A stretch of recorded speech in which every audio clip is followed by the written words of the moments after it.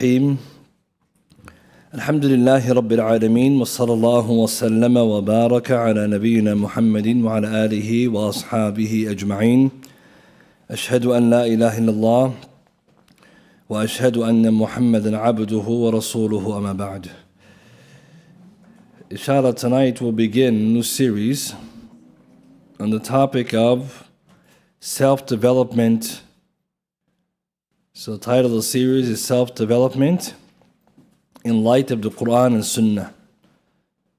تطوير الذات في ضوء القرآن والسنة. And this is a very interesting topic. Many of us would find beneficial, inshallah ta'ala, but also necessary because we live in an era where we as Muslims, we as human beings are trying to achieve so much. At the same time, there's a lot of things a person is expected to be able to do. Even in the Sharia, there are certain things that are built in that the believer must have in order to achieve even closeness to Allah. And we'll see examples of that. For example, for someone, when they're repenting and doing tawbah, they have to have azim and azm, resolve not to go back to that sin. But then the question obviously is, how do you have resolve? How do you get that skill, that quality, not to go back to that which you said you won't? So in many ways, self-development is going to help us to become better versions of ourselves. And what that means is a better Muslim, a better believer, a better worshipper of Allah subhanahu wa ta'ala. And we're going to look at this subject, as we mentioned, in light of the Qur'an and Sunnah, or Manhaj Salaf al-Salih, and the methodology of the pious predecessors. And we're going to also see as we go through it that there's a dire need for this content from the purified sources. For a lot of the self-help industry is written and dominated by non-Muslims, a lot of them who are New Age spiritualists or atheists, and they put into their works all kinds of nonsense. But that criticism has already come. But the question may be, what about the response? What are the Islamic ways of doing things? And we're going to look at some of the topics that we're going to go through each week, one topic in detail. And we're going to see that the Qur'an and Sunnah are sufficient, but they require us to study it in detail. And this will also show us as Muslims that these sources that we have, we should not take lightly. So wahi min Allah subhanahu wa ta'ala, right? We know it's divine revelation, but we have to understand it. And then when we study this, inshallah ta'ala series, we'll come to appreciate the deen way more. Because oftentimes someone may say, why are we studying self-development? What about the other lessons? Well, these lessons, as we're going to see, come from the same sources that teach us everything else that we learn. So it's not to say the Qur'an and Sunnah are only about studying the ahkam, the rulings. But there are also benefits to do with individual, how to become a good Muslim, upright character. And we're going to see Nabi sallallahu alaihi wasallam, the best role model, the key role model in all lives of all people. When you analyze his life, you'll see a lot of the things that these people today, the non-Muslims and influencers, where they're drawing their materials from, oftentimes it is from the Sunnah Rasul sallallahu alaihi wasallam, without either they don't know it, or sometimes they take from it and they'll try to rebrand it. So as Muslims studying this topic, inshallah ta'ala, will have great benefit, increase us in khair, but also allow us to become better Muslims, inshallah ta'ala. Today we're just going to do an introduction, and then next week we'll have the conference, and then the week after that we'll continue. So every week then will be one topic from the major topics on this subject. Let's begin first with a definition of the term self-development. So self-development is from a psychological perspective or definition. APA, American Psychological Association, they say self-development just means the growth or improvement of one's qualities and abilities. The growth or improvement of one's qualities and abilities. This is considered self-development. And so you're growing yourself. You have capacities, your abilities, your qualities. And from an Islamic perspective, where does this topic fall into? Tatweer al-Dhat, or other terminology similar to it. Some of the bahithun, the researchers, they use this term, some they use other terms, but they revolve around the same idea. Where do we locate in our tradition? So Wallahu a'lam, Allah knows best, but this topic of self-development falls into the idea of tazkiyah to nafs, the subject of purification of the soul. وإصلاح النفس or عيوب النفس, rectifying the faults of the self. وتهذيب النفس, polishing and refining the nafs. Those subjects, this topic goes under there, as we'll see, because a lot of the terminologies that they were using secularly or psychologically, then Islamically, we need to find the relation. So, tazkiyatun nafs, self or purifying the self. Islahun nafs or uyub nafs, rectifying and reforming the faults of the soul. And tahdibun nafs, reforming or refining the nafs. So when you go under those chapters in the books of Islamic heritage, you'll find the ulama, when they're talking about those topics, they're really referring to a lot of the topics here. And we'll come to see. And also you'll find, as we get to the masadir, the sources that we're going to be using, when you go, you'll find the benefits and the topics in different places in the Qur'an and Sunnah and the aqwal, the ulama and salaf. So the reason why it's important is because when we're studying a topic like this, which is new in terms of terminology, the ideas are not new, right? Terminology may be new, but the ideas are not. But it's also important that we have a proper understanding of where we're going to find this material, right? Because there's not going to be a kitab that says tatweer that, right? Self-development from salaf. They don't have that language. But we can find what the topics are in there. So takyif al-mas'ala, understanding how this issue, where it lies in the books, is part of the job of the person studying it. In any case, when we go back to our sources, we're going to find much benefit. And this will be good news for us, because we don't need then to rely heavily on the works of the non-Muslims. Rather, we'll cite them, but we don't have to drive our sources from them directly, as we'll see in a second. So, tazkiyatun nafs, tadhibun nafs, and also islahun uyub nafs. Okay, sources for self-development from an Islamic perspective. For us, as Muslims, everything we take from the Qur'an and the Sunnah.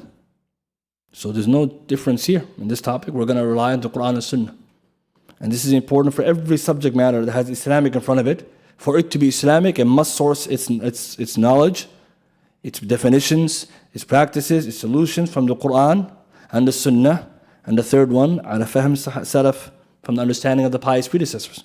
So those three are going to be our sources. The Qur'an, the Sunnah, and the statements and practices of the Salaf and the ulama all across Islamic tradition. As we're going to see, there's lots of scholars who spoke about different topics. Versus the non-Muslims, when they talk about self-development and self-help or personal development, they derived their material from their worldview. So where they derive their ideas from, they derive it from their aqidah or their worldview. قُلْ كُلٌّ يَعْمَلُ عَلَى شَاكِرَتِهِ. Say everyone works in accordance to his intention, worldview, beliefs. So the non-Muslims, the problem with their books, they rely upon usually materialism. Right? So they don't use spiritual sources, they use material sources because they're materialists. We study atheism, so those ideas come again. They're materialists. They also source the material from scientific studies, empirical evidence, al-hiss. And we have no problem with that, but that's the only source. So they won't talk about whether this particular study aligns with the morals or found in scripture. Doesn't matter, scripture is not for them a masdar. They also derive their sources, a lot of their self-help logic and topics or ideas from New Age spiritualism, Buddhism, Taoism, Hinduism, all those kinds of isms. Hence, a lot of batil and abatil in their books. And anyone wants to see an example, you see the book called The Secret. The ulama have done naqad on this book, right? Recently, there's a lot of researchers who have taken on this task, and they refuted that book. The book is called The Secret. Some of us who are in self-help and psychology probably heard that book. The only secret is that book is nonsense, right? And the secret in that book is absolutely outrageous. And how to become successful, you just have to manifest. And you think good things will happen. MashaAllah. Right? So this sounds so nice, but it's nonsense, absolute nonsense. That's a bestseller, just for your own information. So books like this, when you look at it, it's like, what is this? What is this? But you can see why this book is so important for people, because it touches on their aqidah. So as Muslims, what's our approach to this? We're going to use the Qur'an, Sunnah, and the aqwal, and the way of the Salaf, and the ulama. And we're also going to add other sources which are considered acceptable, like empirical studies, whether it be psychology or science or other than that, which is considered ilm, which is a type of knowledge. And also we're going to take a look at different things that people, different cultures or different practices that are there. So we're going to make it pragmatic. It's not theoretical discussion only. It's going to be very practical. So some of the topics we talk about, we're going to talk about the theory and application. Because ultimately we don't want the Muslim to just leave and say, I learned all about how to be motivated. Now how to do the motivation. Because difference between learning. Same thing when we talk about self-discipline. We're going to look at how the ulama talked about how to discipline the self practically. And then you can do it, inshallah ta'ala. So for us as Muslims, it's very important to pay attention to our sources, but also the importance of going back to these sources. For many times, even Muslims who write under the topic of self-development or self-help, you find they don't cite the Qur'an and Sunnah.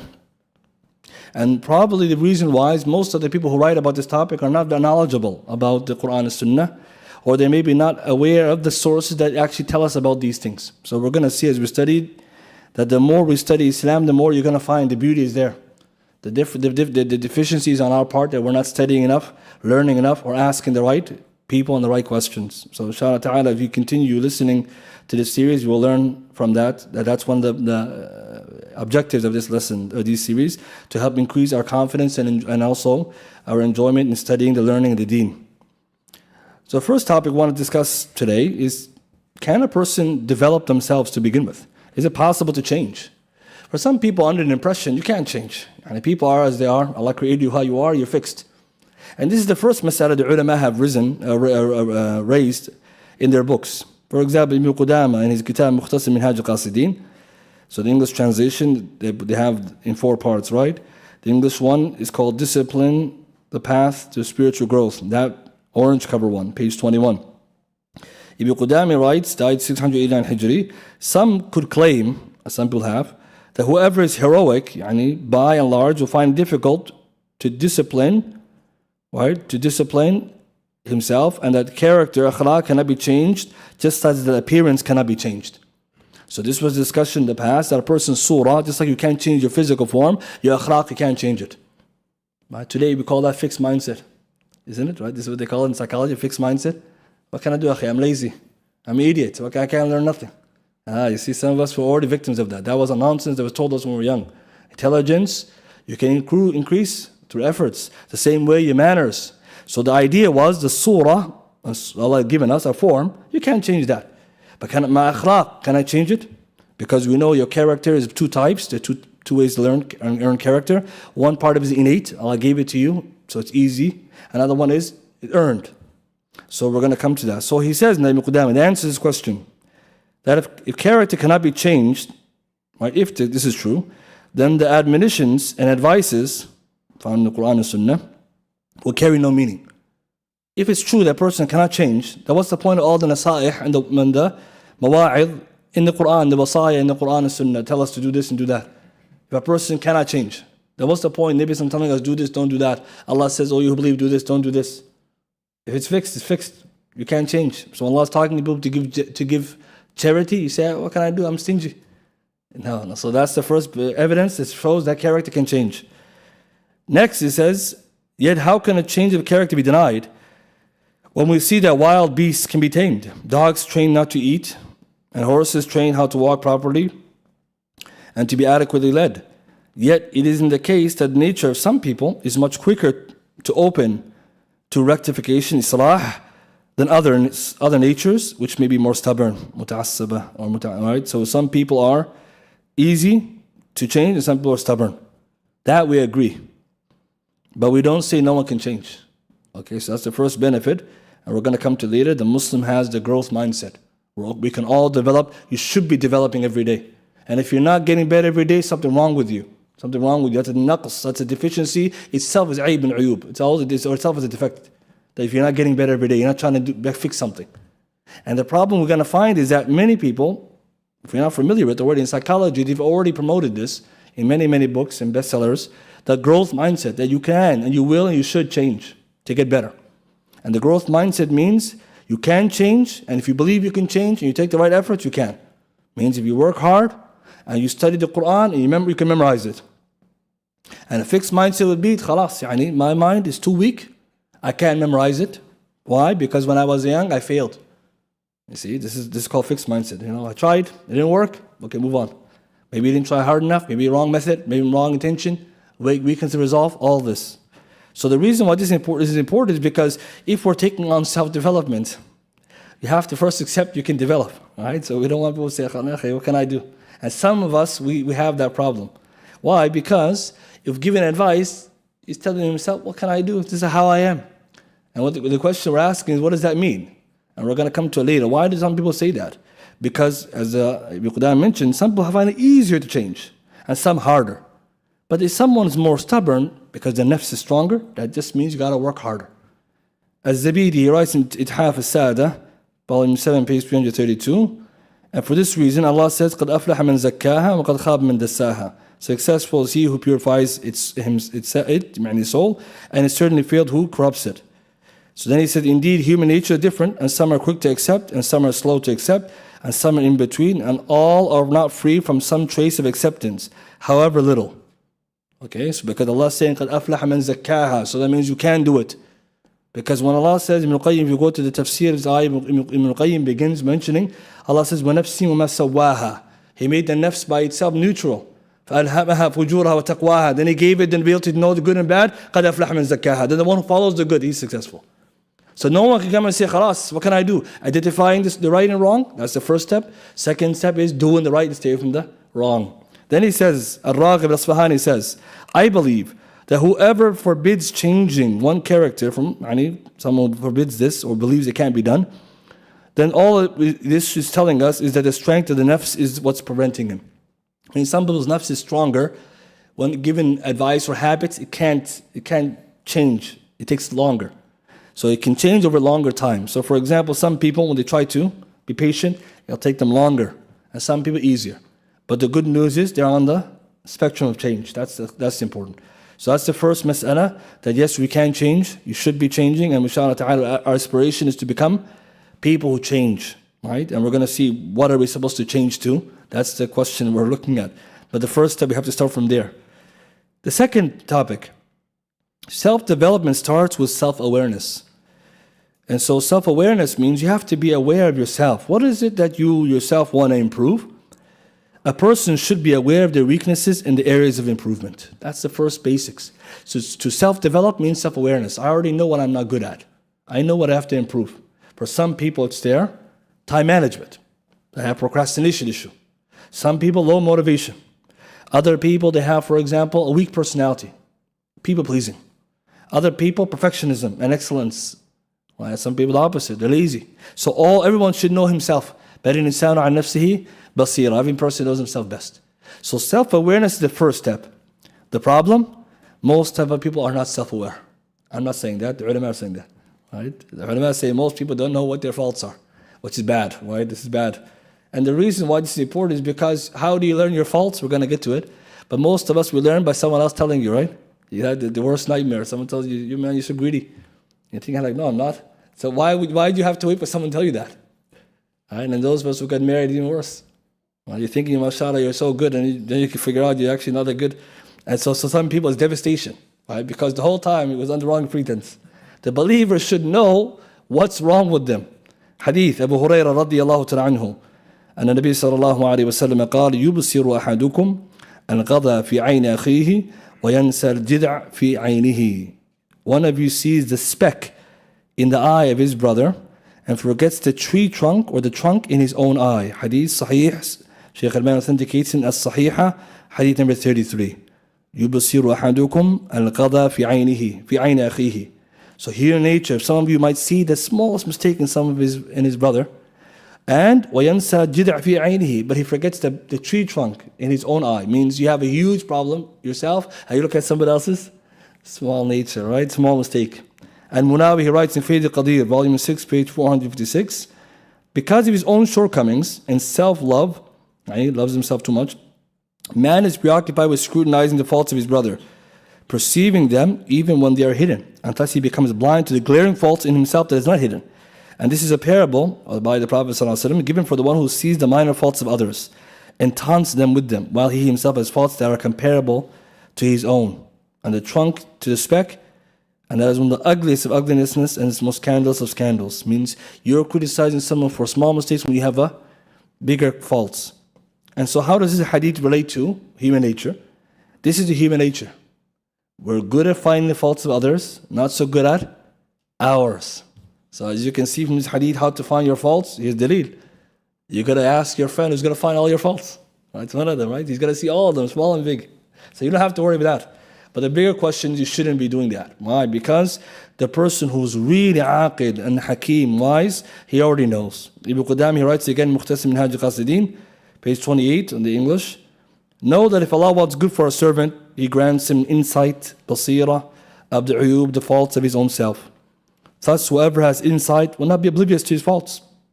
And when he knows them, he will try to cure them.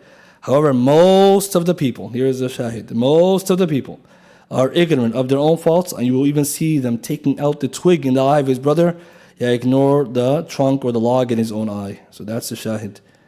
Right? So the most people, they're ignorant.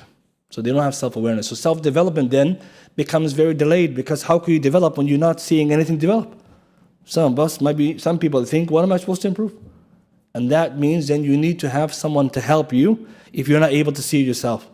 Right? That's why many people, when they go to counseling or therapy and stuff like this, the therapist, the counselor asks you, what can I help you with? You should be enough to say, I need help on this. But sometimes you might not know exactly what it is, and that's their job to help you to see maybe it's this, maybe it's that. Ibn Hazm, he writes, rahimahullah, in Akhlaq wa Sir, Morals and Behavior, page 37, for a wise man is one who sees his own faults, fights against them, and tries to overcome them. There you go.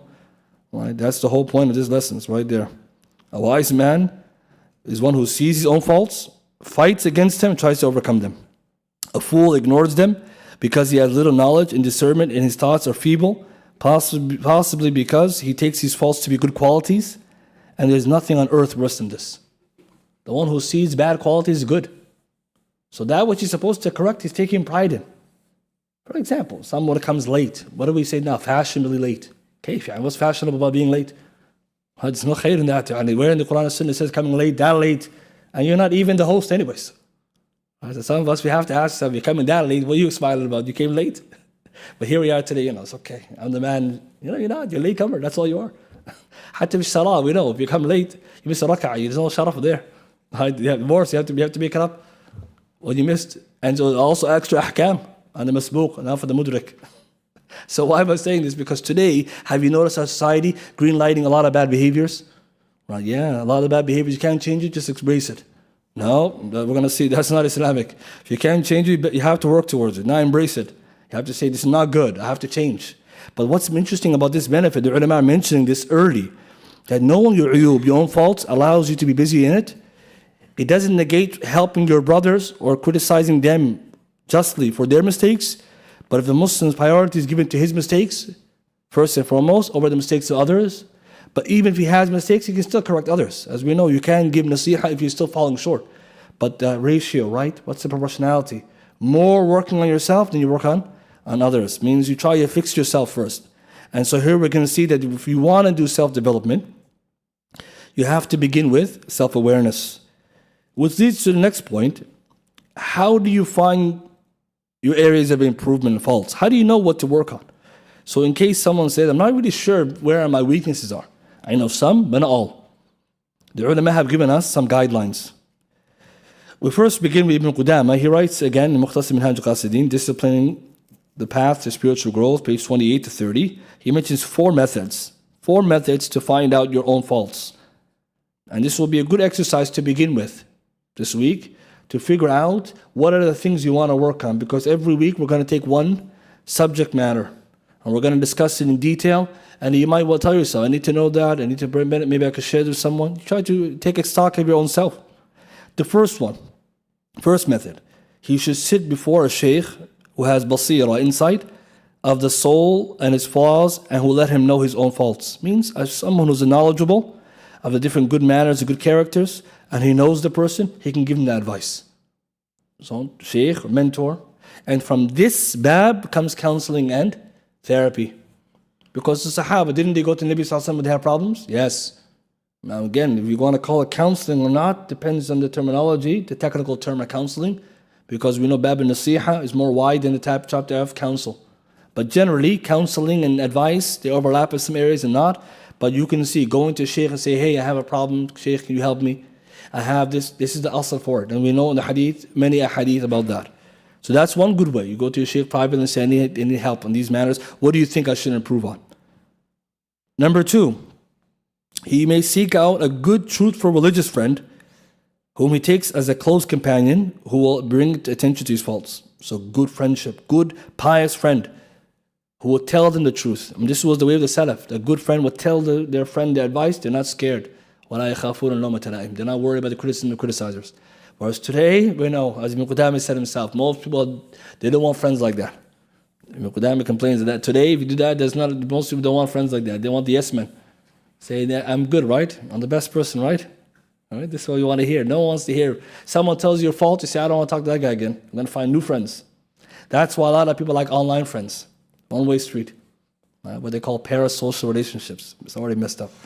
They don't know you exist and you know they exist, and you're talking to someone who doesn't know you. It's already dangerous, brother. It's very dangerous. You can research that. But why is this interesting? Because a righteous friend will tell you.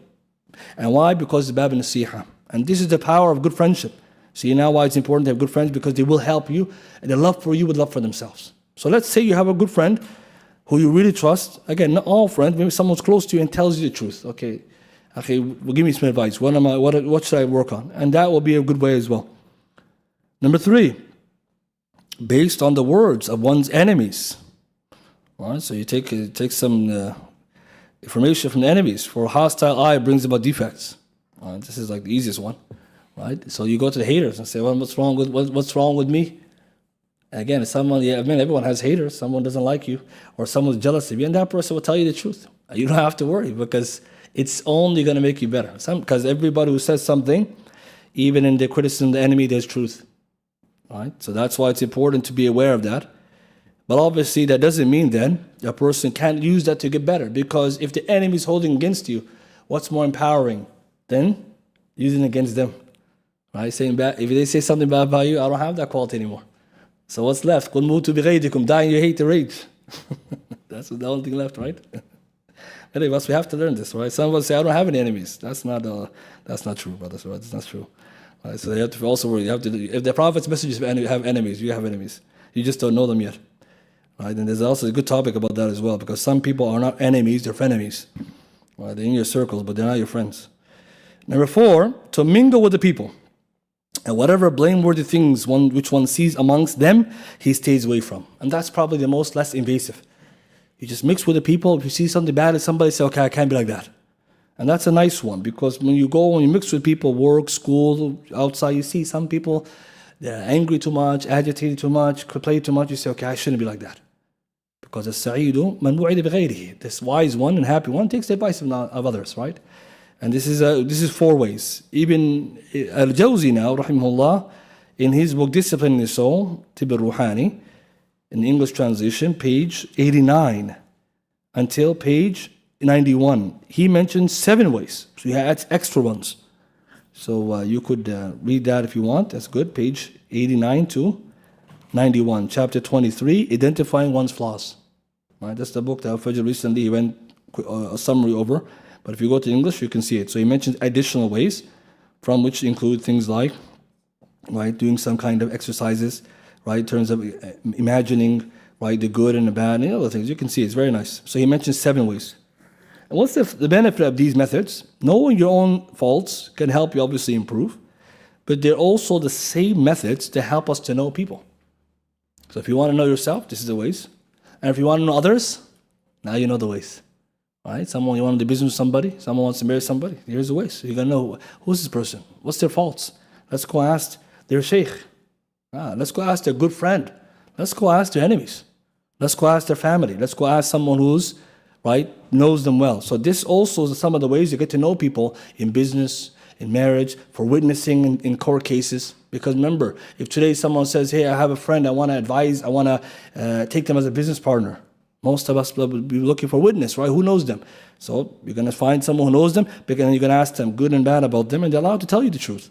But why is this helpful for us? We should be working on ourselves, brothers and sisters. We shouldn't be waiting for someone to do a background check on us, so that we get caught, our mistakes become open. Because we already said self-awareness, you already know. You're already aware. And that's why if someone says someone so has this defect or that defect, it's okay. It's a work in progress. I'm working on it. You see, nothing more power than that. I'm working on it, inshallah. Okay, let us move now to next discussion, which is the Muslim should be increasing every day in good. Right? This is how we're supposed to be. That's a mindset. We say growth mindset.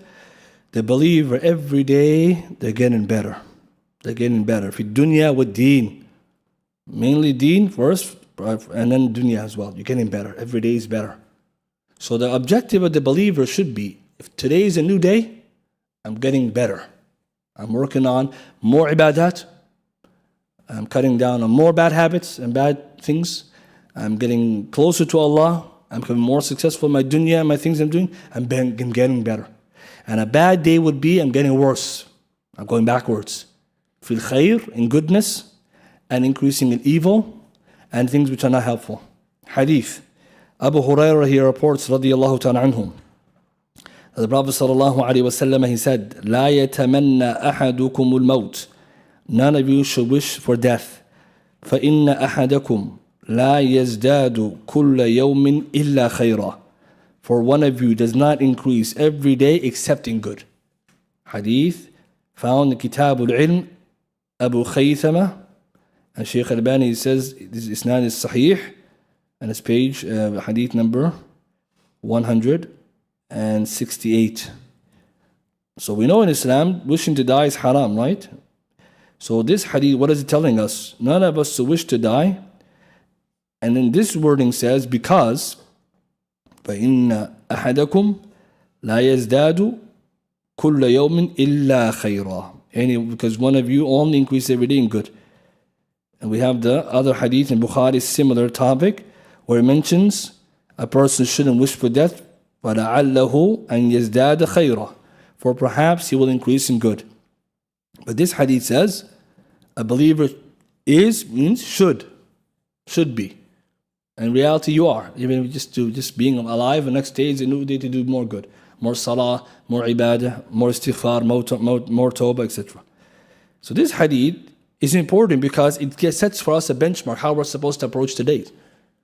Every day you're going up, closer to Allah, or backwards. لِمَنْ شَاءَ مِنْكُمْ أَنْ يَتَقَدَّمَ أَوْ يَتَأَخَّرْ. Every day it's up, closer to Allah, forward or backward.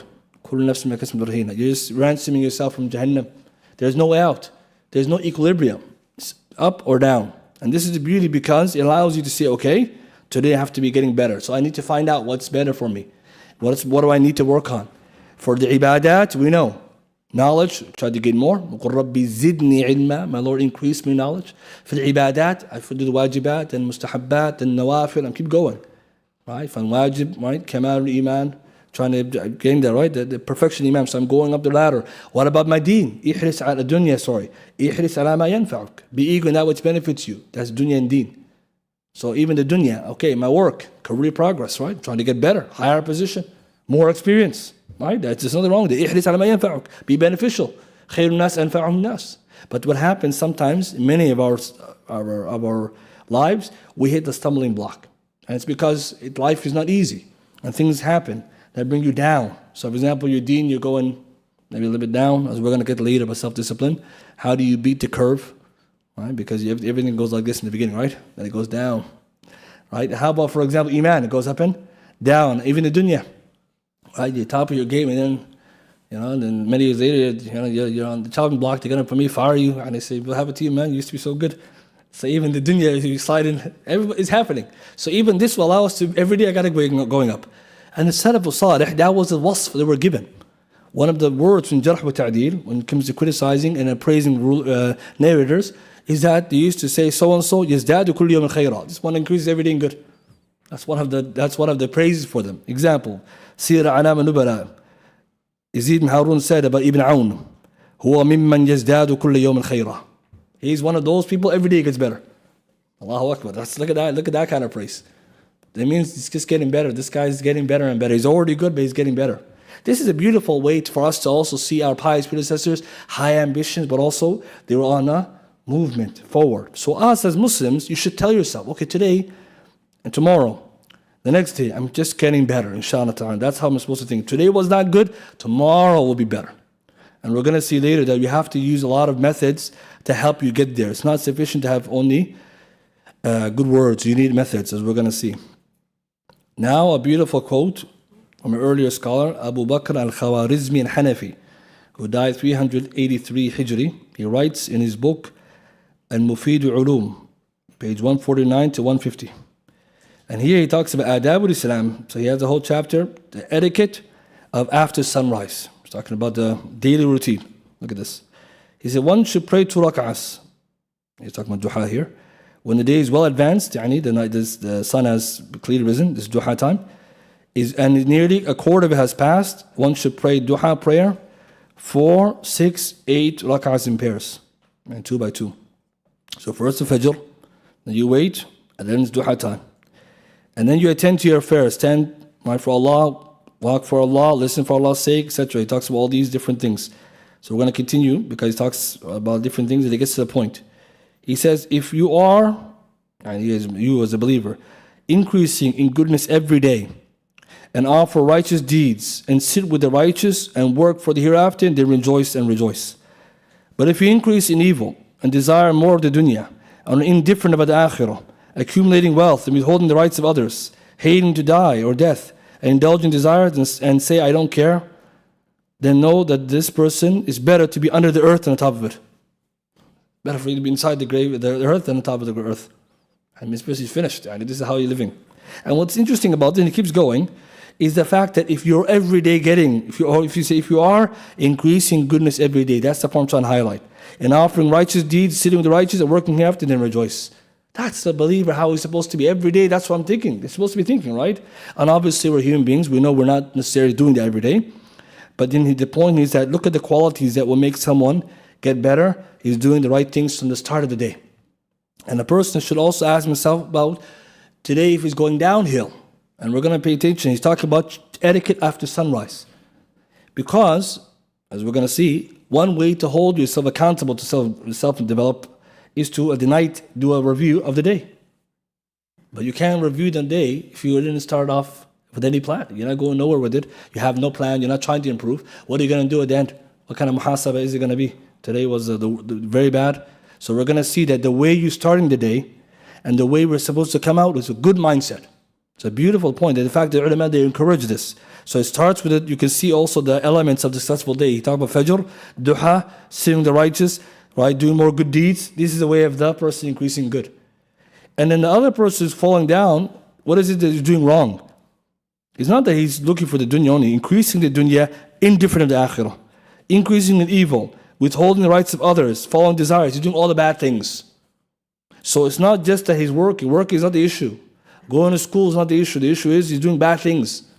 So here, brothers and sisters, we can see even that the ulama, they encourage us to be people who are trying to aspire every day to do more. This is the Nabi Sallallahu Alaihi Wasallam advice for us. فَإِنَّ أَحَدَكُمْ لَا يَزْدَادُ كُلَّ يَوْمٍ خَيْرًا. Getting better every day. More tawbah, more istighfar, more knowledge, more ibadah, more. And even when it comes to the umur of the dunya, we're supposed to be getting better. So for example, if I pass time, I'm supposed to become, inshallah, more experienced. I'm supposed to become more beneficial to my community. And that's also accountabilities we'll see for your own dunya. Because the dunya, it also has its own responsibilities. And we're going to talk about later how to balance these two obligations. The obligation to take care of your dunya. Don't forget your share of dunya, and also the akhirah. We're going to talk about that later. Let's come back to the growth mindset. We said the growth mindset means you can, and you should get better. And this is what's intended by the Qur'an and the Sunnah. Right? The hadith and the ayat in the Qur'an and the hadith in the Rasul Sallallahu Alaihi Wasallam, they tell us to get better than you should be and you can. And we can see by the wordings that there is a way you have to make effort. Hadith Abu Hurairah fi Sahihah. Shaykh al-Bani authenticates it. إِنَّمَا الْعِلْمُ بِتَعَلُّمِ وَإِنَّمَا الْحِلْمُ بِتَحَلُّمِ وَمَنْ يَتَحَرَّ الْخَيْرَ يُعْطَاهُ or يُعْطَاهُ وَمَنْ يَتَّقِ الشَّرَّ يُوقَهُ. That whoever, verily knowledge is by learning and studying, and verily hilm, forbearance, is by practicing and trying to be forbearant. Whoever is eager for good will be given it by Allah, and whoever tries to avoid evil will be prevented. The first part, إِنَّمَا الْعِلْمُ بِتَعَلُّمْ. Knowledge is by learning. وفي الرواية إنما الفقه بالتفقه. Fiqh is by practicing fiqh. You're getting the benefit here. Self-development is doing. It's not thinking. You want to be generous? It's giving. You want to be patient? It's withholding yourself. This is the secret we're going to learn. Because if you look at the sigha, ilm bita'allum means ilm comes with studying. Who are the people who gain knowledge without studying? Al-Anbiya wa Rusul. Allah gives them directly. So none of us are Anbiya wa Rusul, so the only that method left. Between us and the Salaf, what's the difference? Ta'allum. What they did to learn, you don't do. But what they did to learn, we know, so we can do. Inshallah, we can copy them. That's the secret of knowing the after, that we came after. But the problem today, brothers, imagine someone say, I want to learn, but I don't like studying. How we can help you? How can you help you? If someone says, I'm too emotional. إِنَّمَا الْحِلْمُ بِتَحَلُّمْ. Hilm is forbearance. Holding back yourself from harming and punishing others when you're capable of doing it. The one who's not capable, that's not the issue. The hilm is I can do, but I don't. Right? I can yell and shout, but I don't. I can say, I can act a fool in this manner, but I won't. This is tahallum. This is the idea of hilm, because he's doing it. But the key is the doing part. So we have to focus on the growth mindset is if I can do it, inshallah ta'ala, by Allah's help, that's the key, and Allah's permission, then I should do it. The more I do it, I'll be able to do it. Another hadith, Abu Sa'id Khudri from Bukhari, 6470. وَمَنْ يَسْتَعِفَّ يُعِفُّهُ اللَّهُ. Whoever tries to refrain from begging others, or يَسْتَعِفَّ could mean whoever prevents themselves to best ability from doing haram, yani zina and stuff like this, Allah will make them chaste. وَمَنْ يَتَصَبَّرْ. Whoever tries to be patient, يُصَبِّرْهُ Allah, Allah will make him patient. وَمَنْ يَسْتَغْنِي. Whoever tries to be satisfied with what Allah has given him and be content, يُغْنِيهِ اللَّهُ, Allah will make him that way. So here's the key. You try. وَمَنْ يَسْتَعِفَّ. You try to avoid this, and Allah will make you. وَمَنْ يَتَصَبَّرْ. So here's important. Sabr is by having sabr, by being patient. Patient means habsun nafs, hold yourself back. So for example, sabrun jameel, no complaining, no wailing, nothing in the heart, action, body that Allah doesn't like. Okay, I'm going to do it. Let me try. First time is hard, second time is easier, third time, if you keep doing it, it becomes your way. You're going to become sabir, patient.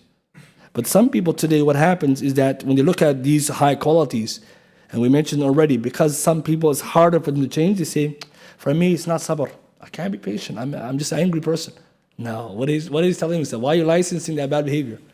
What you should be doing is strive, mujahada, fight against yourself. Some people it's easy, they're already patient. Allah made them that way. And most of us, we have to try to be that way. So brothers, we learn here the growth mindset. And this is what the ulama were saying. If it's not possible to change, what's the benefit of this hadith? This hadith, you can't change. And so some of us, we have to be careful of this kind of licensing behavior where we tell ourselves, what can I do? I'm arrogant, or I'm ignorant, or I'm... No. Just say it out loud and see how bad it looks. What can I do? I was born ignorant? Yeah, you're staying ignorant. That's a choice. Like when you're born, Allah says, you don't know anything, right? Did Allah say you stay like that? He gave us sam' wal absar wal af'ida. Why He gave you faculties? So you can learn. But someone said, I was ignorant before. Why are you still ignorant today? That's my question. Not before. It's like someone saying, what can I do? I can't be generous. The question, did you try? Did you push yourself? And a person will be rewarded for the effort, as we'll see. To round up today's lesson, we have two more major topics. One is the methods to self-develop. What are some of these key methods? Without getting to the big topics, we're just talking about the key elements, some of the things that we should be thinking about, and the ulama do advise how to help you develop. There are many. And again, since the topic of self-development goes back to the topic of tazkiyah to nafs and things like this nature, then we can see some methods to help us. One of them, there's many, but we just mentioned a few of them, is doing dua. Lots of dua. Supplicating to Allah subhanahu wa ta'ala to rectify your affairs and give you the ability to do and reach your potential. Inshallah ta'ala, making dua to Allah. And we're going to see there's many dua. For every subject there's a dua. And that's the beauty of the deen. Islam is special, brothers. Procrastination, we have a dua for that. Motivation, we have one for that. Right? Whatever is your problem. You have laziness, we have a dua for that. That's Islam. Anything, good, bad day, we have a dua for that too. Lonely, we have a dua for that. Anxiety, dua for that too. I'm going to show you all du'as. Du'as people that don't know. Some people walking around, kafir is miskeen. We know he doesn't know nothing. Well, Muslims, they don't know. And that's sad. Because you're having a bad day, what are you going to do? Complain? Make the dua. You're in a bad state. Make dua. But you see, brothers and sisters, when you look at this, you see Allahu Akbar. Nabi Sallallahu Alaihi Wasallam, the most successful man, How come he has dua for all these situations? Because he's getting rid of these different bad qualities. Think about it for a second. When you open the door, when you have time, look at the dua. When you get out of your house, Hadith Salama. When he used to look at the sky, he's making dua. Allahumma inni a'udhu bika an adilla wa udhalla. Allah protect me from oppressing others and being oppressed. Read the full dua in the translation. What is it about? Oh, Allah protect me from being a bad way and others being bad to me. I'm warning myself from day one, from the beginning. Don't be bad to others. A source of misguidance for others, and Allah protect me from them doing to me. The Muslims getting ready to interact with people, but the du'as. But so the first one, brothers and sisters, the most important, you're going back to Allah subhanahu wa ta'ala. The second method, al-mujahada, striving, struggling against the nafs. Because, as we said, the nafs likes certain characteristics and qualities. It doesn't like things which are easy. Or things which are difficult, or things that require discomfort. So what is mujahada? The ulama say it means taking the soul to account, taking the soul, pushing the soul to do that which is difficult, and deflecting harm from it in order to gain benefit. And others, they give different definitions, but this is one of them. To take your soul and yourself, your nafs, and pushing it to its capacity to do something difficult in order to deflect the harm and to bring about benefit. Because the idea is you're struggling and striving. It doesn't want to. For example, you feel a sort of comfort in being procrastinating. Right? There's actually a type of enjoyment. But it's going to harm you. So what do? You say, no, I'm not going to do it. This is not correct. And we're going to see the nafs has a lot of actors acting on it, which is also very important, because when we say self-development, the Muslim are talking about the nafs. The nafs has different, as we know, capacities of how it behaves, but also the different things acting on it. For example, shaitan and his army, the qareen, that's in us as well, right? So then with us our nafs, then the shayateen of the ins, right? Your colleagues and friends and people like that who are telling you bad things. All these actors. So there are things that you have to fight against. First yourself.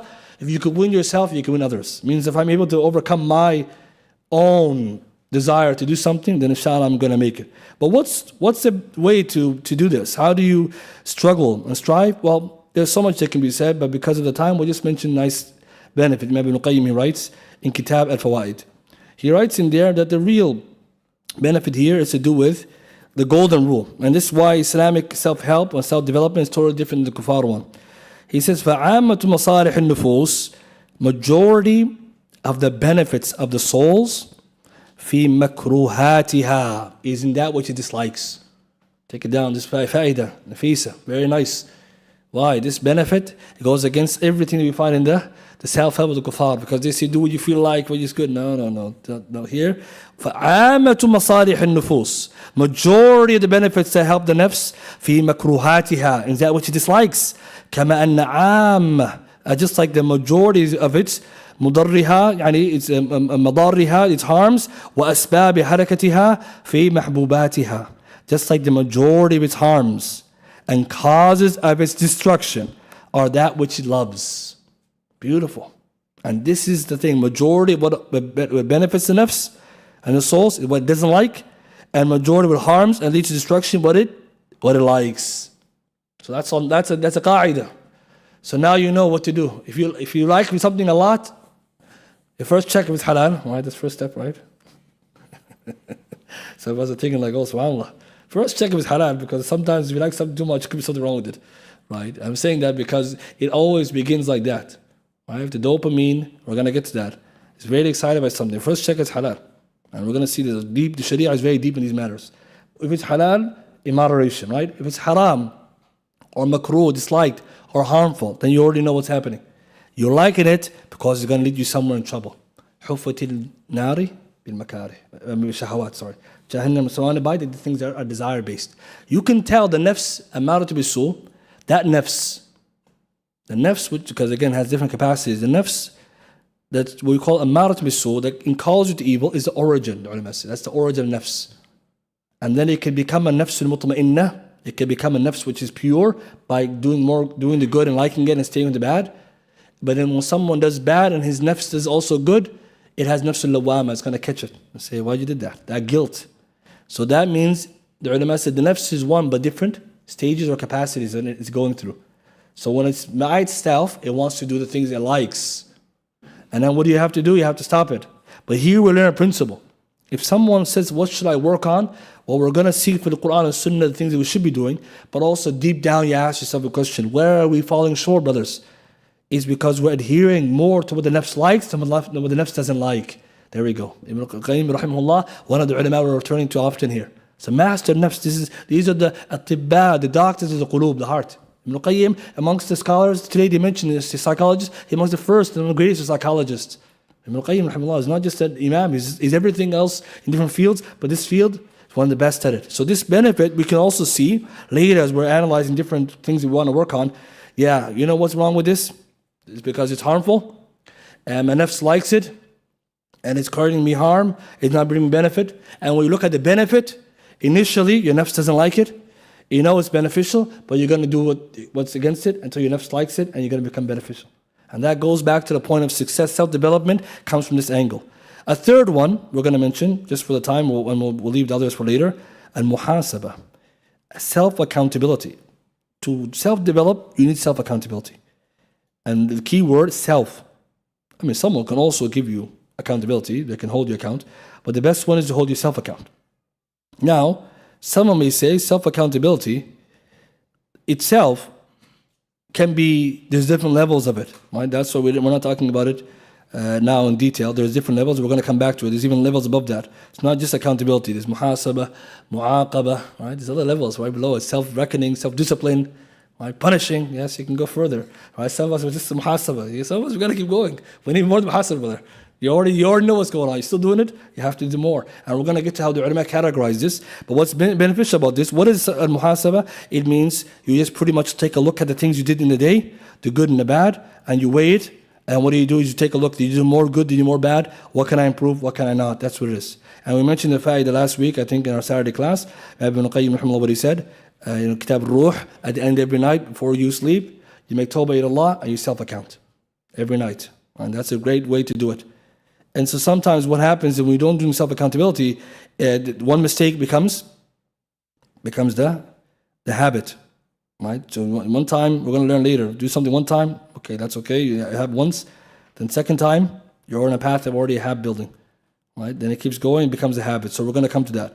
Some of the ulama, they mention when it comes to the accountability, like I think it's Mawardi in the Kitab Adab al-Dunya ad-Din, he mentions, in summary, what he says is that the way the muhasaba is, you take a look at what you did in the day and nighttime. You take a look at what you did in the daytime and night. And what do you do then? You take a look and you say, was it good or bad? What was good of the af'al? Stick to it. What was bad of the actions? And avoid it. So here it is. He says, the muhasaba to nafs. Because there's also muhasaba to the ghayr, right? You can also account others. Accounting the self is a person to take a look at في ليله, in his night, ما صدر من أفعال نهاره. That which happened to you in the daytime. Go back to what I said earlier. The daytime, getting better up. Nighttime, say today was a good day. You see, because it started off nice, it ended nice. But imagine no self-accountability, you have no game plan. Right? Today's going downhill, the nighttime you say, what I did. You don't do the muhasabah then. This is a bad day, you're scared of being accountable of yourself, right? How can you account? Today was, such a bad day, astaghfirullah, I missed everything. So a lot of people, they don't do accountability because they know it wasn't a good day. But the real accountability is that even if it's a bad day, you have to say the truth. So you take a look at what you did in the day, at night. If it's mahmood, he says mahmoodan, if it's good, continue, follow, doing it. And continue in the likes of that action. And if it's madhmuman, it's bad, correct. So you're self-correcting. In amkana, if it's possible. And then stop doing it. And what is similar to it? Fil mustaqbal, in the future. Beautiful. So so this sometimes some people might use even notebook. It's okay. It's all these wasail. Page 342 Adab al-Dunya ad-Din. So you write down if you want. It's okay. What's for and against. And what's the point of muhasabah? Yawm al-Qiyamah. Aren't you going to be held accountable for good and bad? Same. See, the Muslim starts here. Our aqeedah is deep, brothers and sisters. We start with our own self. I'm not waiting for an excuse. If I have an excuse in the dunya, inshallah I can bring it Yawm al-Qiyamah. But there's no excuse for the dunya, don't try to bring that Yawm al-Qiyamah. It won't work. The udhr won't work. But sometimes you have an excuse. I made a mistake. It was an accident. It's okay. Sharia says you're off the hook. So that makes you feel good, right? But imagine this is something inexcusable. Tawbah ila Allah. Istighfar. Rectify the affairs. So that's a really powerful one. But see how it's connected to day and night. To finish, why are we even talking about this discussion, right? And like I said, because we want to, number one, replace a lot of the self-help and self-development materials from the non-Muslims or from a secular perspective with Islamic resource. Because we have to have an alternative. So many people, they read psychology, self-help, self-development, and not all of it is wrong. But we want to weigh it against the Qur'an and Sunnah, find what's good and bad, take that which is good in line with it and leave that which is not. But also we need to also have self-sufficiency for the Kitab and Sunnah. Number two, we also want to help Muslims understand the need for self-development. It's part of your goal as an adult, that you get better in your deed and your dunya, in your internal and external affairs. So some people, they don't develop themselves as they get older. And this is a mistake. Because when you're younger, whose job was it? Your parents, to help you develop physical milestones, motor skills, all that your parents were doing when you're younger, trying to make sure you're getting better. When you get older, it's on you. But some of us, we never transfer over. Some people talk about the past. What does that have to do with today? I know trauma can go forward. I know that. But we're saying that isn't there a capacity to change? Can't we move forward? That's also important. So that's an important topic for people. Thirdly, it also allows us to benefit from the Qur'an and Sunnah in ways that sometimes we don't see. As Muslims, we study, but there's some topics, they're in the Qur'an and Sunnah, but they just need to be extracted for our benefit. So we just contemporize, not modernize. Contemporize means take what's already there and put it in today's world. That's it. It's in the Qur'an and Sunnah. What are some resources that we're going to be using? I already mentioned some of them. And these books we should be reading. There's Islamic self-help books already available for us. Right? Ibn Qayyim's Kitab al-Fawaid. It's in English. That's one of them. Kitab al-Fawaid, Ibn Qayyim. The book of benefits, I believe Fajr, he finished reading it. That book should be read again and again. And it's very beneficial. Another book that someone can read, Mukhtasar Minhaj al-Qasidin. Summary of Minhaj al-Qasidin by Ibn Qudama. It's also in English, not all of it, but some parts of it. It's very good as well. Ibn Qudama, 689 Hijri. In that book, it's very good for etiquette, for manners. Shaykh Al-Albani rahimahullah said his opinion is the best book on adab. And some ulama, they mention others.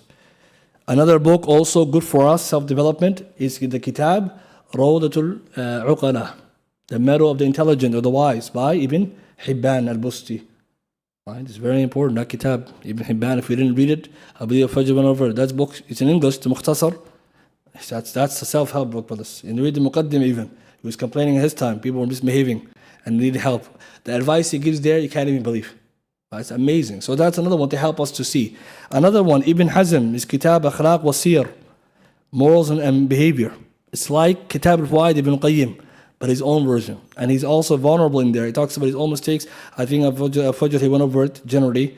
One of those dawrat, he went over it, but there's a lot of benefit in that book. Another book that we also can go back to, all these books are in English, right? Everything I mentioned was English. So that's what I'm saying, because they're in English, you can go for them. Kitab Sayyid al-Khatir, Ibn al-Jawzi. This book, Capture Thoughts, is a big, big book. It has some things you have to be wary of, like some mistakes in aqeed and things. But generally, his advices, mashallah, very, very good. The ulama, they benefit from, right? But it has some issues, obviously, in aqeed stuff, as we know Ibn Jawzi, he went through stages in his aqeedah. And there are other books like this I'll be citing from. Some of them are in Arabic, right? And some are also in English. So as we go along, we can also create our own books and references. These are books you should be reading time to time, every once in a while, sometimes even weekly, to get some etiquettes and some manners to review, and a lot of the benefits we're going to draw from. So to finish today's lesson, what are the topics we'll be, inshallah ta'ala, analyzing this series? The first one, we'll take a look at habits and habit building from the Qur'an and Sunnah. That's the first one. Habits and habit building from the Qur'an and Sunnah. The second topic, goal setting, according to the Sunnah and Qur'an and Sunnah. How do you set goals and achieve them? Is there a prophetic method? Yes, there is. Goal setting.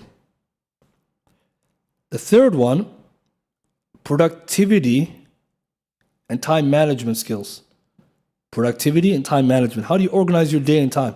How did Nabi Sallallahu Alaihi Wasallam achieve so much? What did he do? What were the secrets? Or the qawa'id with dawabit? And we're going to see productivity and time management.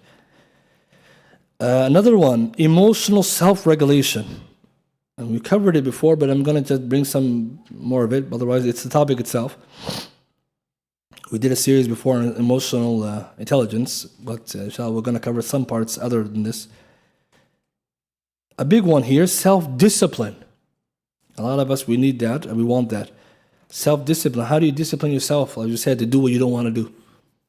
And talib ilm needs self-discipline. To come to the class, if you understand it, doesn't understand it, it's raining, it's not raining, it's far, it's near, it's self-discipline. It's very important. Even Ramadan is coming. We need self-discipline, right? Another one, very interesting, motivation. Right? That one's very interesting. Motivation. How do you motivate yourself and others? How did Rasulullah do that? Very interesting. We'll also look at, inshallah, optimism versus pessimism. Muslims should be optimistic. And that's the aqeedah issues, connected to aqeedah, that one. Perfectionism versus excellence. The Muslims should be seeking ihsan, excellence, not kamal, perfectionism. It's not good, that's not healthy. And the second last one, hopefully, we will do is procrastination. Inshallah, we'll do it, procrastination. And then there's a big one, inshallah, if Allah gives time, self-esteem, confidence, and self-reliance. Very interesting. Right, how to develop, how do you fix low self-esteem? Confidence as well. And the idea of self-confidence or self-reliance. What does it mean? Does it exist? What's the ulama say about it? So inshallah ta'ala, we'll end with that much. If anyone has any questions, bi'idhna ta'ala, we'll take it. Yes, brother.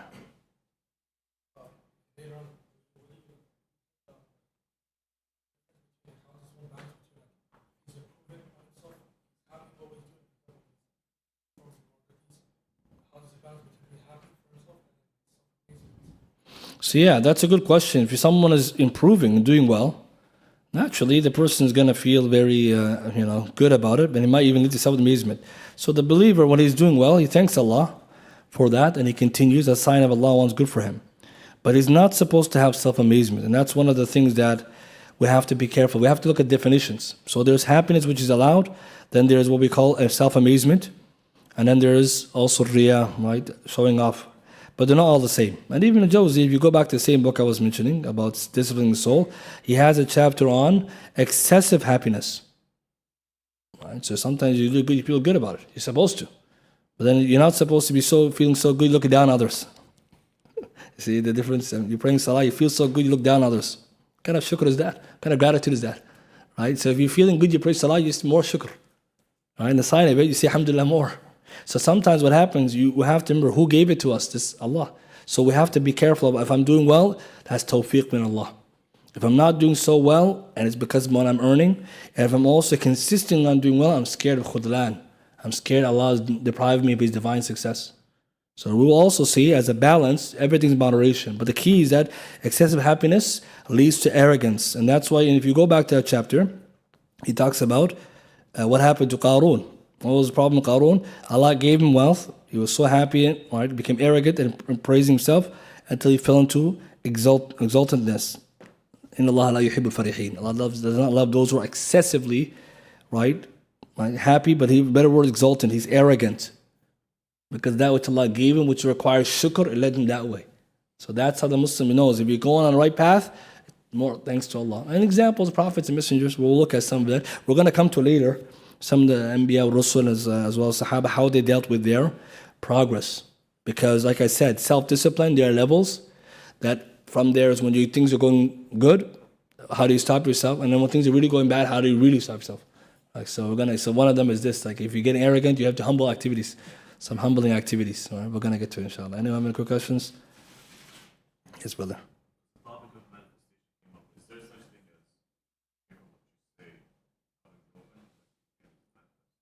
So this is the topic of New Age Spiritism. Shaykh Salih Sindi Hafidhullah Ta'ala has a nice book on this. It's in English about this idea of the New Age, or the idea of this kind of theory of energy, and it's connected to it. The New Age, auras, manifestations, chakras, all this nonsense. Aqidah is seriously, it's kufr. So in there you find this belief that which you manifest and say happens. So what is it Islamic? Because some people try to say, how about the hadith or the saying that the bad things happen based on what you say. So we say Islamic, this is true, but it's not guaranteed to happen. It's all by qadr and qada of Allah. So we're going to see later when we get to optimism, we're going to come to this. Because husn al-dhan billah and su' al-dhan billah, and عند عبد به, how you think about Allah, it also impacts what happens to you. So it's not to say like, oh, I said a bad word, khalas. No, I'm thinking bad about Allah, hence I said bad things. Allah can punish you by way of that. Jazaa wifaqa, that's what you deserve. Because the Quraysh, they had that same problem. They thought bad about Allah. Allah can't hear us and see us. So Allah held accountable for everything they said and they did. So we're going to come to that, inshallah. Optimism actually have a part about this. So that's a good point, though. But it's not manifestation. Astaghfirullah. Some people say there is Islamic manifestation. So we tell them, astaghfirullah, who you make a dua to? Say, the universe. What's that? Right? There's already, and it's very sad because we found it's affecting women more than men. You can see the research and Pew Research is more women than men who are into this. So we must share that book. It's a PDF. It's English. It's Sindhi. Someone can download it. Share it. It's very good. He talks about it all from the Aqidah angle. And now even one of the Qadir, a female professor in Saudi Arabia, she wrote a whole book, 2 volumes, on these topics alone, these issues, these topics of New Age and stuff. From the Aqidah perspective, very good, big book, but it's something that, alhamdulillah, much research is being done. But we have to understand it Islamically. When we get there, and then later we have to. But in the meantime, we share that book because people should know this. Yeah, Allahu a'lam. But Sister Slido, I think, is open now. They have a question on da'wah. Okay, anybody else quickly? Yes.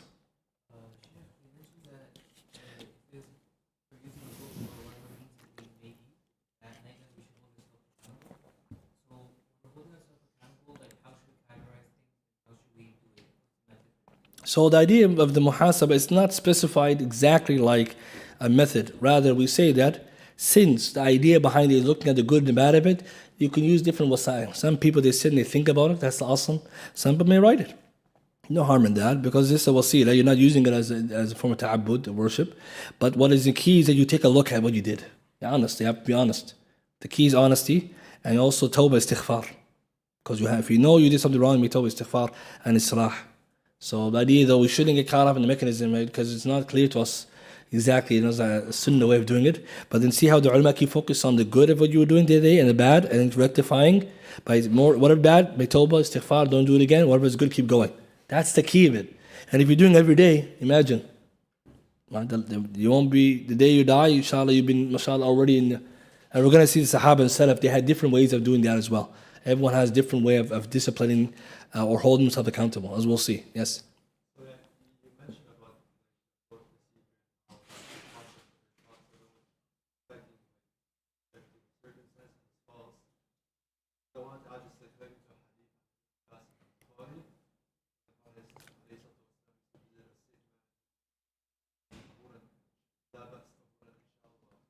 The man replied, no, it is but a fever that's growing within an old man that was sent to his grave. Yeah, that hadith is going to come in the optimism. So I have an explanation. That's what I was referencing. It's not to do with manifestation. The people who kick manifestation, they don't know that this hadith. So the problem, what they do is they take it on the Bible. We're going to understand this hadith. It has to do with su'dan billah. Because the man had bad thoughts of Allah, so Allah punished him for it. Versus manifestation, you make dua to the universe, believing it has independent power, which is shirk akbar. Inshallah, any last question? Otherwise, I think it's enough, inshallah. Okay, inshallah. So next week we won't have class because we have our guest speaker, Brother Ismail Ghazali, Abdul ta'ala. So after that we'll continue. Subhanakallah bihamdika ashhadu an la ilaha illa anta astaghfiruka.